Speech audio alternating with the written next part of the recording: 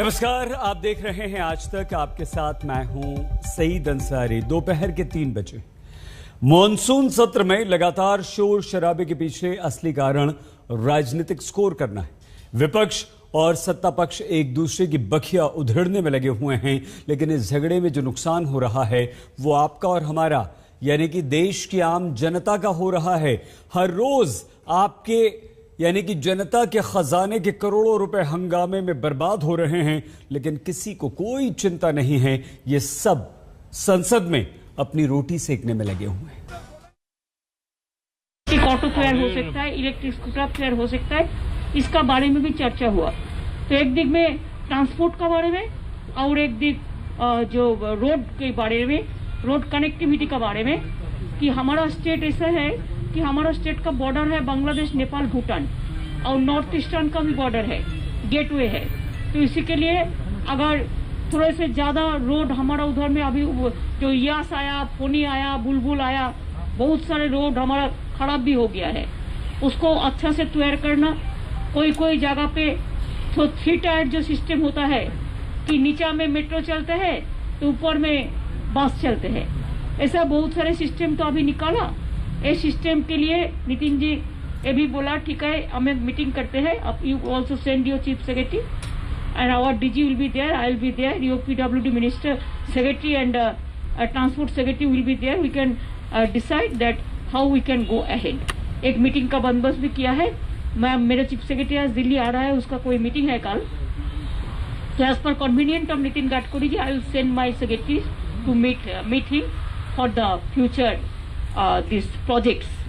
And I said that for Calcutta also give some flyover, because Calcutta is very, population is very high, density of population is very high. Metro is coming, but it will take another 1 year. So इसमें ज्यादा से ज्यादा हम passenger को, जो public को हम help कर सकते हैं। इसी के लिए ये सब चर्चा हुआ है। And he also, along with Minister Nitin Gadkari ji, all officers were also present. DG Traffic, DG I think the roads and others. Main officers, they were also present there. My residential commissioner also present there. It was a very fruitful and good meeting. Let us hope for the better. Thank you.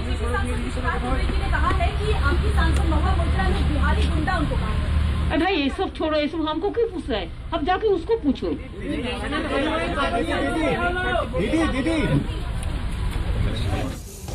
केंद्रीय मंत्री नितिन गडकरी से मिलने के बाद पश्चिम बंगाल की मुख्यमंत्री ममता बनर्जी ने कहा कि पश्चिम बंगाल में सड़कों की स्थिति जो है वो, गडकरी से मुलाकात पर उन्होंने कहा कि ये मुलाकात काफी अच्छी रही है।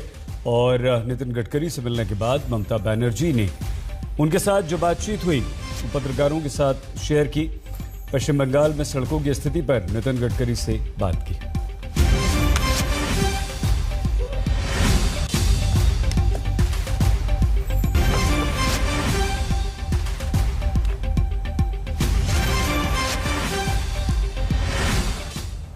मॉनसून सत्र की हम बात कर रहे थे। काम वहां हो नहीं रहा है, लगातार शोर शराबा हो रहा है और जनता की गाढ़ी कमाई बर्बाद हो रही है। संसद ठप, दूसरा दिन संसद ठप, तीसरा दिन संसद ठप, चौथा दिन संसद ठप, पांचवां दिन संसद ठप। मॉनसून सत्र में मूसलाधार हंगामा हो रहा है। विवादों के बादल फट रहे हैं, तीखी टिप्पणियों की बिजलियां गिर रही हैं। संसदीय आचरण भी पानी पानी हो रहा है। दूसरा हफ्ता खत्म होने को है, लेकिन संसद में शांति भंग का सिलसिला खत्म नहीं हुआ है। जासूसी कांड पर तनी तलवारों की म्यान में वापसी नहीं हो रही है। विपक्ष अड़ा है कि हंगामा खत्म नहीं होने देंगे। सरकार अड़ी है कि विपक्ष को सियासी स्कोर नहीं करने देंगे। आसन की एक चेयर की गरिमा बनाए रखने के लिए सारे अपोजिशन पार्टी शुरू के दिन से मशक्कत कर रहे हैं, सहयोग कर रहे हैं। प्रोडक्टिविटी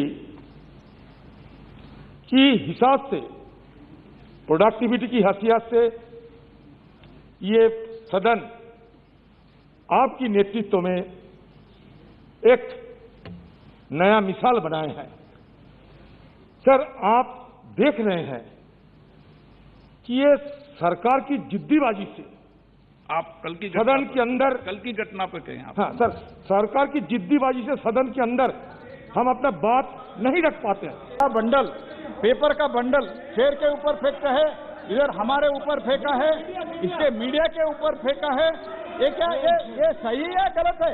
बाकी चीज का डिस्कशन बीएससी में जो हुआ है हम बात करेंगे, हम चर्चा करने के लिए तैयार है। एक तरीका है क्या? माफी भी मांगना नहीं चाहते है क्या?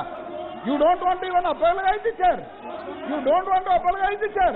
Is it the way to behave? आपने इतने साल तक राज किया है। संसद का आलम यह है कि इधर स्पीकर या सभापति सदन में आते हैं और उधर विपक्ष की मोर्चाबंदी शुरू हो जाती है।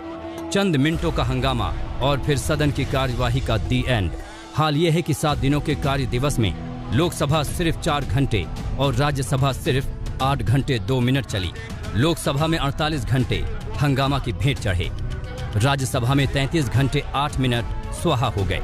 दोनों सदनों को मिलाकर सरकारी खजाने के 53 करोड़ 85 लाख रुपए बर्बाद हो गए।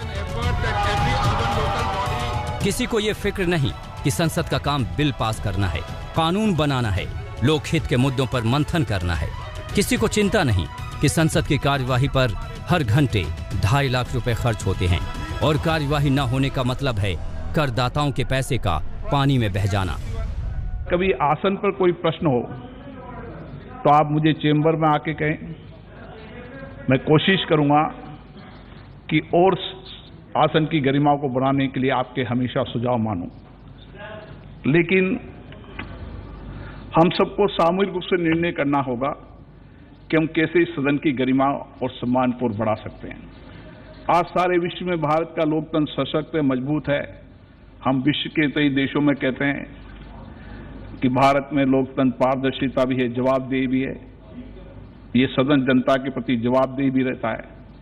आप एक व्यक्ति नहीं, आप एक संस्था है, लाखों लोगों का प्रतिनिधित्व करते हैं, उनकी अपेक्षाओं, उनको भावनाओं को सदन में रखते हैं ताकि उनके अभाव को दूर कर सके। जरा सोचिए, जब देश पर कोरोना की तीसरी लहर का खतरा मंडरा रहा है, जब कोरोना की चपेट में आई अर्थव्यवस्था लगातार डुबकियां लगा रही हैं, जब रोजी रोटी रोजगार के संकट से आम आदमी हाहाकार कर रहा है, तो संसद से चर्चा के शब्द नहीं, हंगामा और शोर उठ रहा है।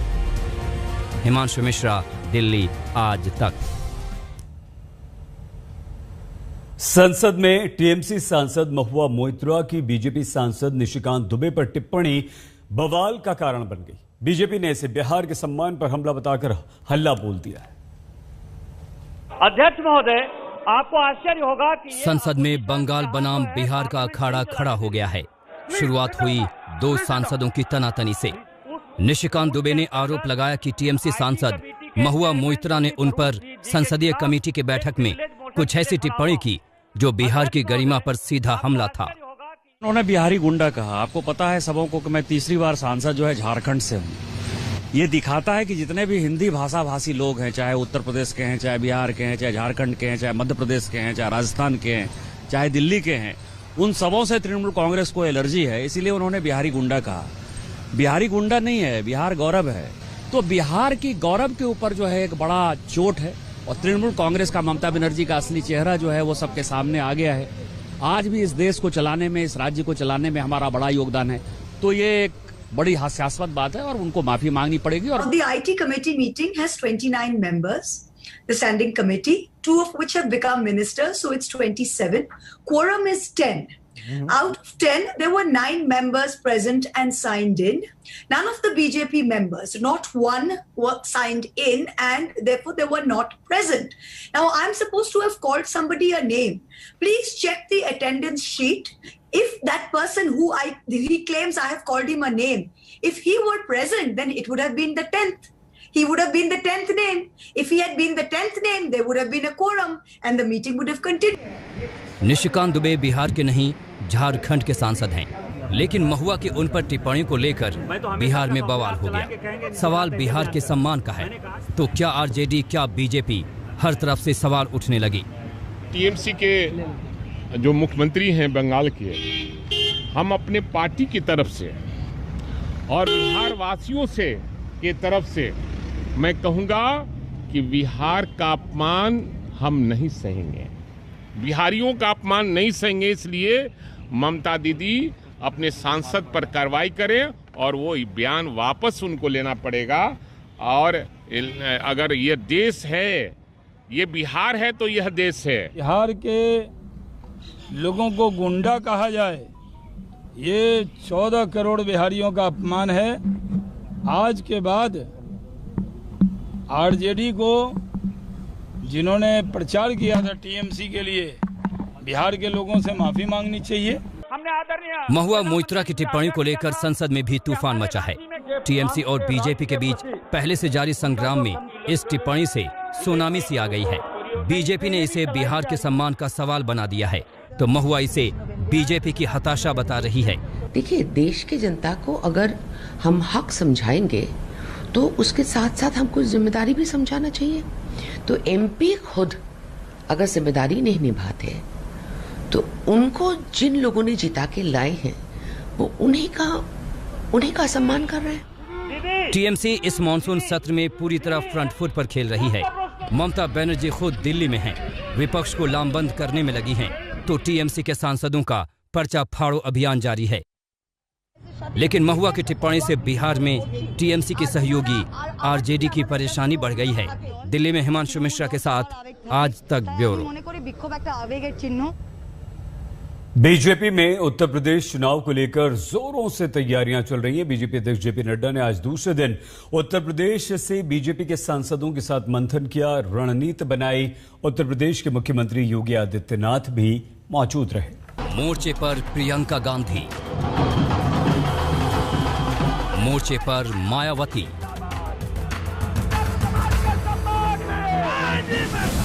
ओवैसी भी मैदान में।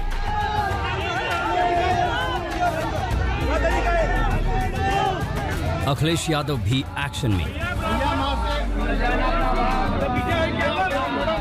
यानी कि यूपी में खेला का खाका तैयार है, सेनाएं तैयार हैं, योद्धा तैयार हैं और अब रणनीति को भी फाइनल शक्ल दी जा रही है। बड़ी तैयारी बीजेपी की तरफ से हो रही है। योगी आदित्यनाथ खास तौर से दिल्ली आए यूपी के सांसदों से यूपी की स्पेशल रणनीति पर चर्चा करने।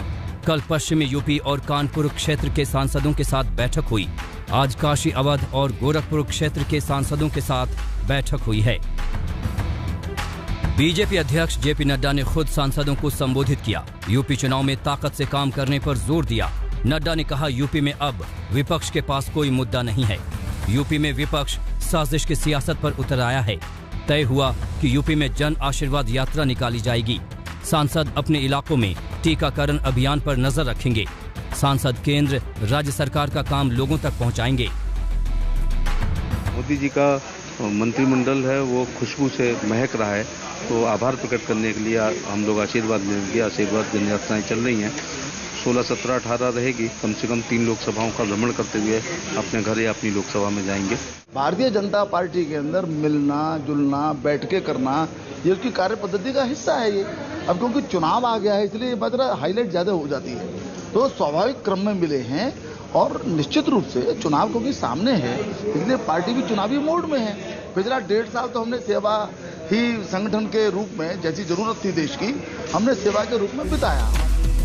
बीजेपी की बेचैनी इस बार थोड़ी ज्यादा है, क्योंकि यूपी का विधानसभा चुनाव उस वक्त हो रहा है जब कोरोना मौत बनकर जिंदगी पर टूटा है। रोजगार और विकास की राह में कई चुनौतियां हैं। इन सब को पार कर बीजेपी को आगे बढ़ना है। लखनऊ से कुमार अभिषेक के साथ हिमांशु मिश्रा, दिल्ली आज तक। उत्तर प्रदेश की राजनीतिक स्थिति, बीजेपी की रणनीति और बहुत सारे मुद्दों पर डिप्टी सीएम उत्तर प्रदेश के केशव प्रसाद मौर्य से बात की है हमारे संवाददाता कुमार अभिषेक ने। वक्त हमारे साथ केशव मौर्य हैं, deputy CM Uttar Pradesh. Sir, Delhi में बहुत हलचल है, उत्तर प्रदेश को भी लेकर के हलचल है, देश को भी लेकर के हलचल है। तो पहले तो शुरू करते हैं कि वो पूरे सांसदों की एक साथ इतनी मीटिंग, मतलब इसके पीछे का लॉजिक क्या है? क्या उन्हें अलग से कोई प्रभार दिया जाएगा? क्या है ये? देखिए, कल जो बैठक हुई है उसमें माननीय राष्ट्रीय अध्यक्ष जी आए थे और उत्तर प्रदेश के जो 6 क्षेत्र हैं उसमें 2-2 क्षेत्रों के माननीय सांसदगण और जो सांसद माननीय मंत्री के रूप में शपथ ले चुके हैं, ऐसे माननीय मंत्रीगण सब लोग बैठे हैं। और यह जब संसद का सत्र चलता है लगभग इस प्रकार की बैठक होती है। यह भी सच है कि 2022 का विधानसभा चुनाव उत्तर प्रदेश में होने जा रहा है और 2022 भारतीय जनता पार्टी पूरी गंभीरता के साथ लड़ाई लड़ रही है, तैयारी कर रही है और 2022 में 2017 से बड़ी विजय प्राप्त करने की रणनीति बना रही है।